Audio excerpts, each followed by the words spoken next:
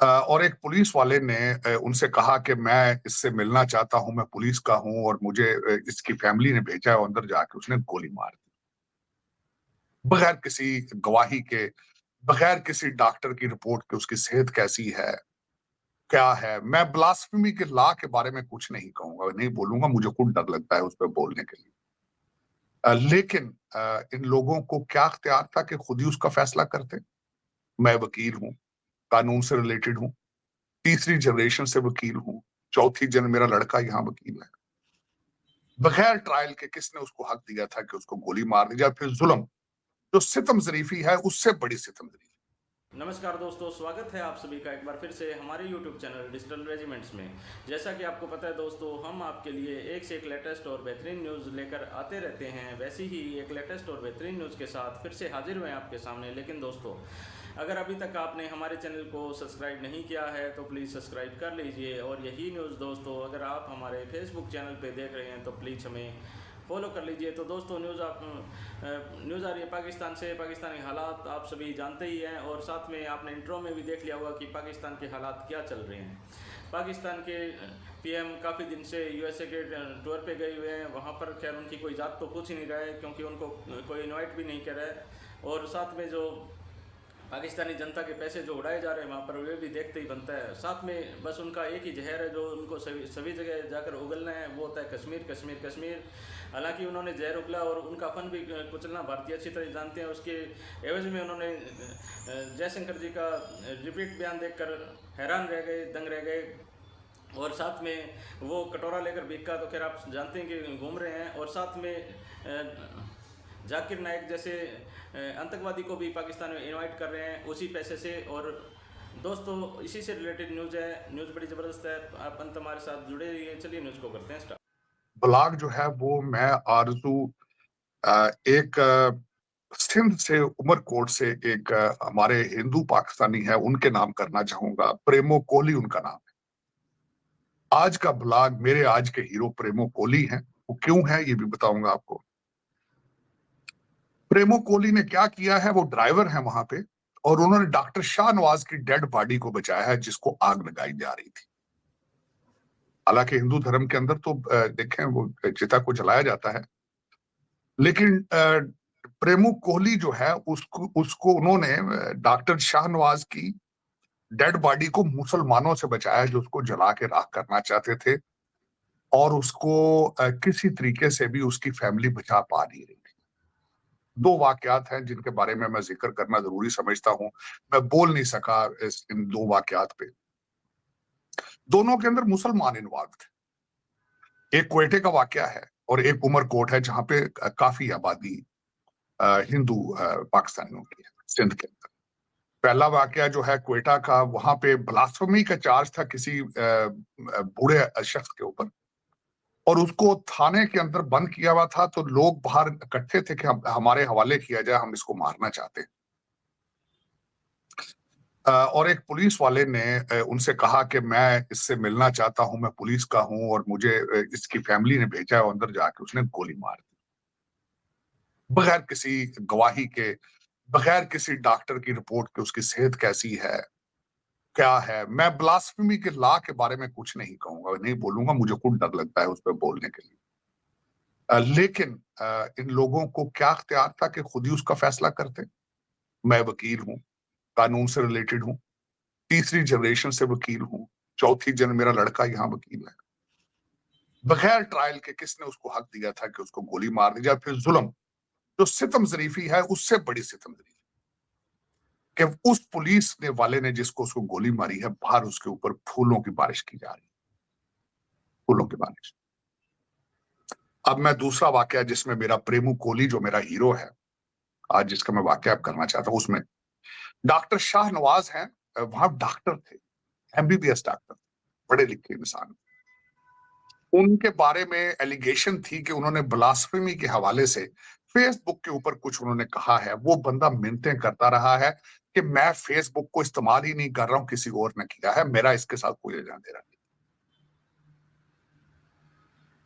फिर उसके बाद ये कि वो 5 वक्त का नमाजी था, 5 वक्त नमाज पढ़ता। उसकी उस बीवी बच्चों के साथ हज भी कर रखा था। फिर उसकी बीवी जो थी वो कहती बच्चों को कुरान भी पढ़ाता रहा है, बल्कि वो इंसिस्ट कर, और वो मिन्नतें करता रहा है कि मेरा इसके साथ को लेना दे। उसको मारा गया, उसकी लाश को जला के राख करने की कोशिश की गई। वहां पे भी पुलिस वालों पे फूलों की बारिशें हो रही। मैं एक मुसलमान हूं, मेरा मेरा ईमान बहुत स्ट्रांग है, इसमें कोई शक नहीं, क्योंकि मैं पैदा हुआ था, मैं पैदा भी मुसलमान हुआ था, मरूंगा भी मुसलमान। ये नए किस्म का इस्लाम मेरी समझ से बाहर। मैंने पिछली दफा भी कई दफा ब्लॉग में कहा है, जिस मजहब का मतलब सलामती हो, सारा दिन सलामती की दुआएं दी जाए लोगों को, वहां पे इस तरह किया जाता। ये कौन सा, मैं चले इस्लाम को भी एक मिनट के लिए साइड पर रखते हैं। दुनिया का कौन सा धर्म है, मुझे ये बताएं, जिसमें ये लिखा गया है कि आप जीते जागते बोलते इंसानों को मार के खुदा को खुश कर रहे हैं। कोई भी खुदा हो, भगवान हो, वाहे गुरु हो, जीसस हो, गॉड हो, कुछ भी हो, कौन सा ऐसा मजहब है जो आपको इजाजत देता है कि किसी जीती जागती चीज को तकलीफ पहुंचा के आप धर्म का लबादा पहन सकते? ये मैं आज का ब्लॉग जो था, मैं आज प्रेमू कोहली मेरा हीरो है आज, जिसने एक मुसलमान की डेड बॉडी को वहां से बचा के दफनाने में उनकी मैं एक तो यहां से शुरू करना चाह रहा था, मेरे दिल के बहुत करीब था, क्योंकि मैं कई दफा जिक्र कर चुका हूं, और जो मैं किसी भी ऐसे धर्म में बिलीव नहीं करता, ना करना चाहूंगा, बल्कि मैं हमेशा ये कहता हूं, अगर आप समझते हैं कि आप अपने धर्म की सेवा, अपने धर्म को पहुंच रहे हैं किसी को तकलीफ पहुंचा के, तो कोई और धर्म ढूंढ ले। धर्मों में ऐसे, जो भी धर्म ऐसी तबलीग करता है, ऐसा प्रीच करता है, वो ग्रो नहीं कर पाता। और दूसरा, आज सबसे बड़ी वजह, ये भी मेरे लिए एक बड़ी बाइस तकलीफ बात है, 2 बिलियन मुसलमान हैं और जलीलो ख्वार है। आज आपने देखा होगा कि इस वक्त लेबनान के अंदर हालात क्या हैं, गाजा के अंदर हालात क्या है। मेरा एक कंक्लूजन छोड़ दे, मैं ये नहीं कहूंगा कि उसमें सच कौन है, बुरा उसमें हक पे कौन है, झूठ पे कौन है। सिर्फ और सिर्फ इसके पीछे अगर देखा जाए तो आपकी तालीम से दूरी, तालीम से। आपने इंग्लिश और मैथ और साइंस और टेक्नोलॉजी का जो बायकॉट कर रखा है पूरे 2 बिलियन मुसलमानों ने, जो अपने बच्चों को मुसलसल सुबह उठते जिहाद की तबलीग आपने शुरू कर रखी। आपको जिहाद कहीं नहीं पता। जिहाद अगर अगर करना ही है, इतना ही सर पे चढ़ के जादू बोल रहा है गुर्बत के खिलाफ, जिहाद जहलियत के खिलाफ जिहाद करना है, तो ये हल नहीं है उसका जो आप कर रहे हैं। नाजायज बच्चे आपके मर रहे हैं, औरतें मर रही, सिर्फ इस वजह से कि आप तालीम से आपका बाइकॉट। और अगर आप हिस्ट्री पढ़ें तो इराक के अंदर अब्बासियत पीरियड के बाद आपने तालीम और इस रिसर्च के ऊपर आपने तवज्जो नहीं देनी, आपने बाइकॉट कर दी। तो सर ये मुसलमान तो किसी को इनवाइट भी नहीं करते सर, ये तो किसी एजुकेशनिस्ट को, किसी इकोनॉमिस्ट को इनवाइट भी नहीं करते, इनवाइट करते हैं जाकिर नाइक जैसे लोगों को। उसको भी छोड़ दें, उसमें मैं बताना चाहूंगा मजीद आपको, आज आपकी हालत क्या है सब कॉन्टिनेंट। अब चले उसी पे बात कर लेते हैं, आपने जाकिर नाइक साहब की बात कर दी, तो आरजू तर हकीकत आपका सबसे बड़ा अलमिया ये है कि आप रहते यहाँ पे थे सब कॉन्टिनेंट में। आपको तो पहले जिस तरीके से भी मुसलमान किया गया, जिस तरीके से भी आप मुसलमान हुए, आपकी सब कॉन्टिनेंट में हमदर्दियां नहीं होती थी लोकल। आप खिलाफत टर्किश के पीछे उनको फॉलो करते थे। मैं प्री पार्टीशन की बात कर, आप उनको खलीफा, आप अपने अहकामात वहां से लेते थे टर्की से, ठीक। फिर जब मुगल भाईजान जो कि हमारे थे ही नहीं, लोकल ही नहीं थे, वो पठान थे भाई, आपके हीरो नहीं थे वो। मैं उनको अपना हीरो नहीं समझता, आपने समझना है तो समझ लें। अब तो वो कहना शुरू हो चुके हैं कि अपना नाम भी चेंज कर लो, गौरी भी चेंज करो, गजनबी भी चेंज करो, तुम नहीं हो वो। अब आपको वो पंजाबी समझते हैं, आपको तो अब केपी के सूबा आपके ऊपर हमले को तैयारी कर रहा है, वो कहता है कि पंजाबी आप कुछ और चीज। चलो उसको भी छोड़े। जब आपका कौमी तराना फारसी में है, ये मैं बताना चाहूंगा आपको, जरा ये गूगल कीजिएगा, मेरे पाकिस्तानी बच्चों से पूछें आपका कौमी तराना किस जबान में है, और आपको उसका मतलब क्यों नहीं पता, क्योंकि वो फारसी जबान के अंदर। चलें उससे भी आगे चलते हैं। तो उसके बाद जब यहां से ब्रिटिश आए और उन्होंने यहां से मुगलों से हुकूमत ली, जब आपके मौलवी भाईजान ने पहले कहा कि जो इंग्लिश सीखेगा काफिर हो जाएगा, आपके मौलवी भाईजान आपको 100 साल पीछे कर गए तरक्की से। दुनिया की हर किताब रिसर्च जो है या लैटिन जबान से शुरू हुई है, रोमन सिविलाइजेशन से शुरू हुई, लैटिन जबान से शुरू हुई, डेमोक्रेसी वहां से शुरू हुई, फिर उसके बाद इंग्लिश रिसर्च है सारी। सारी दुनिया के अंदर जबान इंग्लिश बोली जा रही है, लेकिन आपकी इंग्लिश कोई भी नहीं बोल सकता।